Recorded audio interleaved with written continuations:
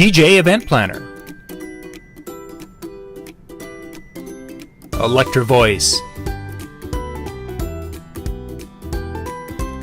DJ Trivia and DJ Bingo,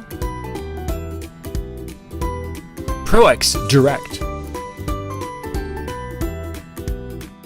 NLFX Pro, Promo Only, Odyssey Cases, Perfect Portals, JMOZ Lighting, Instant DJ Requests, and our DJNTV Insiders. This is John Young from DJNTV. Thanks for watching. Hello, welcome to Hanging with Howie. Tonight's topic is going to be a follow-up to the virtual training, which was how do you generate leads and ads and so forth like that. So we have the usual cast of characters here. Thank you all for tuning in. And John, you saw the show. What was your takeaway? I did. They covered what you would expect. There was a lot of the something old and a little bit of the something new. A lot of the stuff I'm sure all of us have been using for years and years, keeping up with the vendor referrals, being in touch with the venues and the vendors, things, best practices, just to keep a line of communication open. So there's always a door. There's always something that can come through as a referral in some way, shape, or form. And then they kind of went in a little further on some of the newer ideas with maintaining social media content, getting your stuff up there on Instagram, have everything looking pro on Facebook, sharing the vision of the party you create. So it was good topics all the way across the board. And I'm sure a lot of us have some good ideas about getting vendor leads in here. Brian, you saw something you liked for a bit. Yeah, I couldn't even tell you who said it. I tuned in for just a few seconds. I've been battling a headache all night, so I popped in here just to do this for you guys tonight. But somebody had said something about when they were putting their business together, they're not a real big salesperson. And I'm that guy too. I don't like to talk about myself and sell myself. So ultimately what I wanted to do was I wanted to, build my reputation to a point where if I were to get an email or a phone call and said I was available, it was done. Mm-hmm. Like they were seeking me instead of seeking a service. They were seeking me specifically. And ultimately, I think that's the holy grail. I mean, that's how I feel about it. I'm that guy sometimes. I'm not that guy all the time. But I think that was a really good point. It ultimately, to be that person is the ultimate goal, as far as I'm concerned. That was my big takeaway from the whole thing, was to sell yourself, and they want your personality. They want you, that kind of thing. And that otherwise, it was like build a multi-op and like, I've been there, done that. Right. I don't want to do it. Okay. Hey, Jay, what do you got to? I know you didn't see it, but how are you generating leads? It's funny. It goes back, Buddy just said it in the chat. It really goes word of mouth. I've found, I've tried different avenues of advertising. I certainly try to keep up with vendors, but I think a lot of it is word of mouth. I mean, I will be out of business before I master how to get more leads. Right. Based solely on the fact that, Monday morning rolls around and I'm desperately trying to get pictures from photographers I worked with 48 hours ago, and I can't get that accomplished because I'm always like, oh, can I get some photos? You can watermark them, this, and this. So it's still a lot of word of mouth. It's also a lot of vendors saying, do you need a DJ? I've got a guy. Because they realize that I'm going to make their lives easier, especially with photographers. Right. Especially with photographers. Believe it or not, that was brought up during the show. Yeah, it's very important to be kind. And I mean, even if the place is, a dump, you go, oh, very nice place you have here.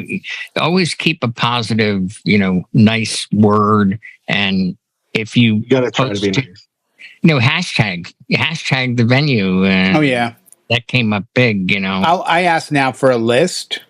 Like if I'm on a multi, person email from the venue to all the vendors, I'll come in if it's not already listed, and I'll just say, hey, would all of you mind sending me your hashtags so that the day of the wedding, I can make, or your Instagram, I can make sure that I tag you in any posts.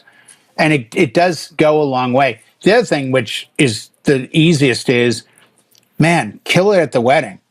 Like, it's amazing how many clients will send you things because you're on their radar. 1 year anniversary.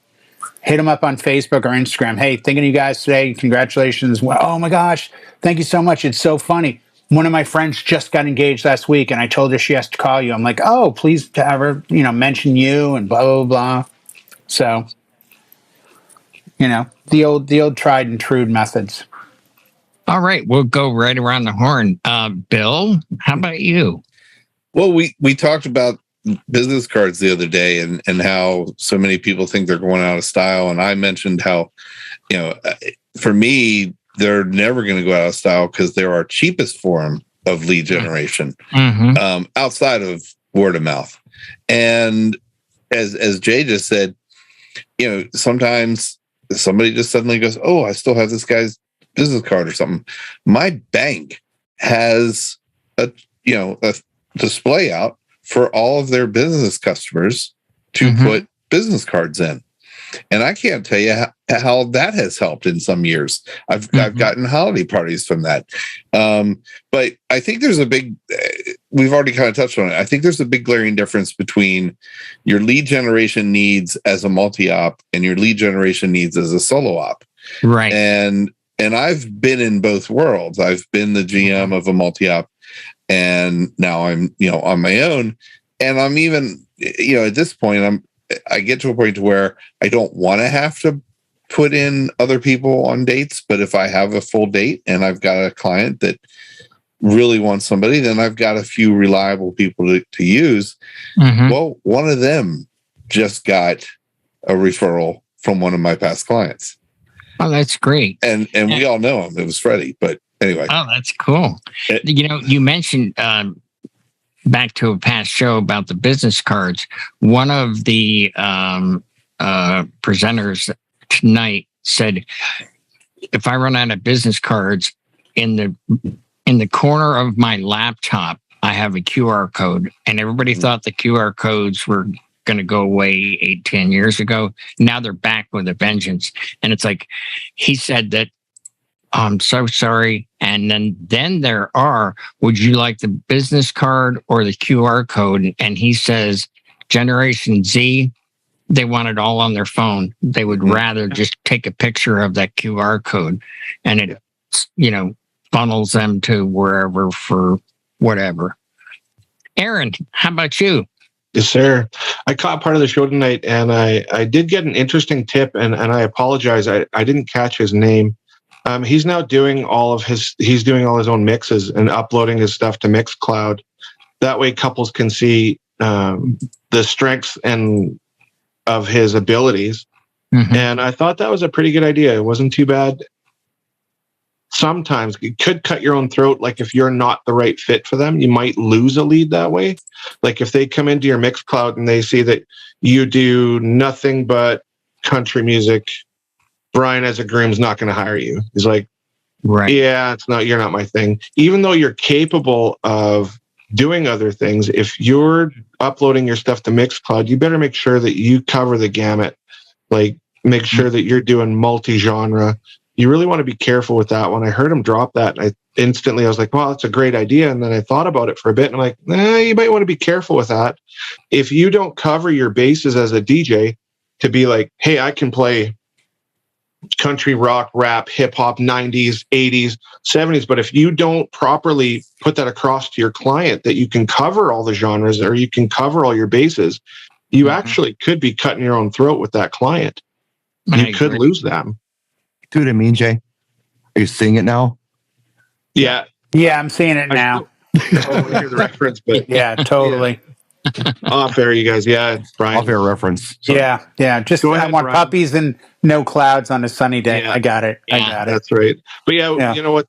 The word of mouth is big. Like for me, my generating leads comes from social media, and it comes from past couples that have done their weddings. They're on different wedding things on Facebook, Instagram, and things like that. And they message me. I get a message, hey, so and so said you were really good at their wedding. Can you come do my wedding? I haven't had to advertise for quite a while because I've been at this for 20 plus, almost 30 years, 25 years. Right. And that has gotten me through. I haven't had to pay more than cards, business cards with the QRs on them. And I haven't had to pay for advertising. Like I've been very fortunate. That's my second question, which seemed to be... I always seem to do your lead-ins, don't I? Yeah. I mean... That's why you keep me in that spot, because I get your lead-ins. It's a collective... I'm reading your mind. Of like-minded people, which is really good. We feed off each other.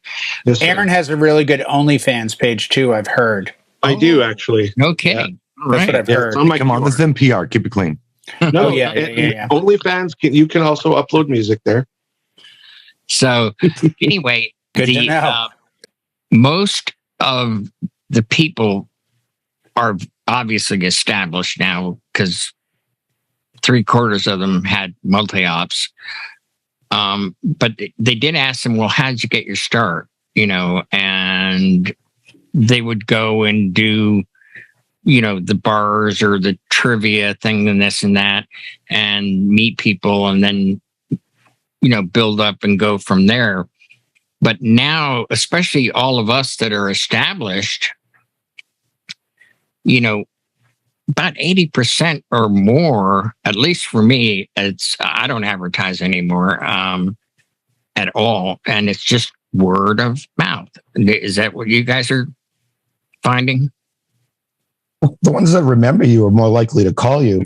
I mean, back in the day, we were taking out ads in the local newspaper, taking up a little square of 50 characters. We're putting up our business cards on cork boards, just whatever it took to get out there. Yeah. You put like 4 or 5 cards on the pin, and you hope to come back in a week, and they're all gone. And you say, hopefully, it wasn't another DJ that took them down. Yeah.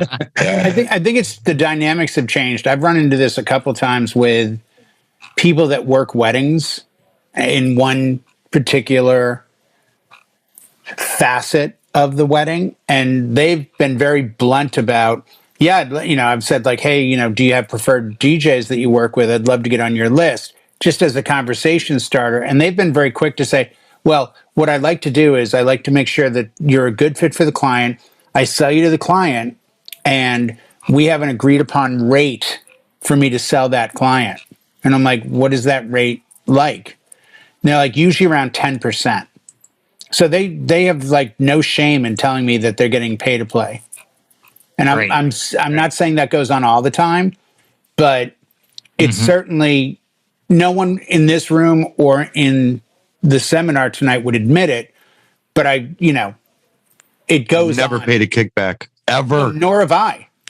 But I know for a fact that it goes. Now, that said, if you want to guarantee me 3 weddings a week at $2,000 a night, I'll give you $600 a week, because for that $30,000, I just made $300. I'm happy to give up 10% of $300,000 if it means I made $300,000. But the problem is, you're one of 10 DJs kicking 100 and change, and the only person catching the money is the person in that particular job that oversees the wedding. And it's not everyone. You should be valued by what you bring to the table. But I completely do understand we live in an economy where people want a piece of the pie. And if you're getting, $1,500 for a day of coordination and the DJ is getting $1,800, yeah, I can see you saying, well, look what I'm doing. Well, I mean, we're in a very rare bubble. We make or break weddings all the time. I mean, dead silence at a wedding has nothing to do with the cake, the flowers, or the food. Look at it, I love the florists I work with, but at the end of the night, the flowers sit there. The cake, I didn't even have wedding cake at my own wedding. I had photos that meant the world to me, and I had an amazing DJ, and I didn't have a wedding coordinator. That wasn't really in style 22 years ago. Right. So, I think once you've impressed upon your clients how important you were, and you do that by staying in touch with them, like John was saying, you're going to get that word of mouth, you're going to get that recognition. But sometimes you just have to, out of the blue, randomly go on Instagram or Facebook, tag a former client and be like, hey, I did a wedding this weekend. Thought of you guys because I played these 2 songs the same way I played them at your wedding, and it was awesome. Hope you're doing well. And it's amazing. 8 out of 10 times you get a hit back with like, oh my God, thank you so much. We went to a wedding last week. The DJ was terrible. My parents are still talking about it. Their 50th wedding anniversary is coming up. Oh, I do those. Yeah. All right, guys. I think we're going to put a fork in it. I appreciate your time. Thank you so much. And good night, all. Merry